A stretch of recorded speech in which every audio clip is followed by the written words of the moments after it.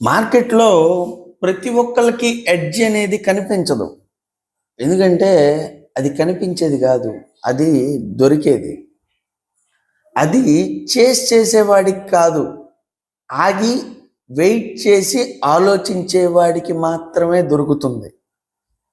చేసే ట్రేడరు ఎప్పుడూ లేటే, entry late, exit late, వాడి అనాలిసిస్ లేటు. అతను అవకాశం కోసం చూస్తాడు, కానీ అవకాశం ప్రశాంతంగా కూర్చున్న వాడి దగ్గరకు వస్తుంది. వెయిట్ చేయడం అంటే టైంని కిల్ చేయడం, టైం వేస్ట్ చేయడం కాదు, తప్పును తప్పించుకోవడం. చార్ట్ ప్రశాంతంగా ఉన్నప్పుడు ఏమీ చెయ్యకపోవడం అది బలహీనత కాదు, అది ఎడ్జ్కి వేసిన ఫౌండేషన్. చేసేవాడు ప్రతి మూమెంట్లో ఒక ట్రేడ్ ఆపర్చునిటీని చూస్తాడు.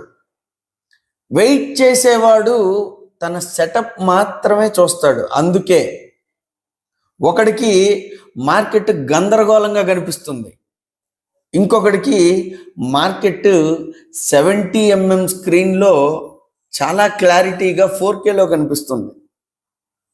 మార్కెట్ ఎప్పుడు కూడా అడగదు నువ్వు ఎంత స్పీడ్గా ఉన్నావు అని.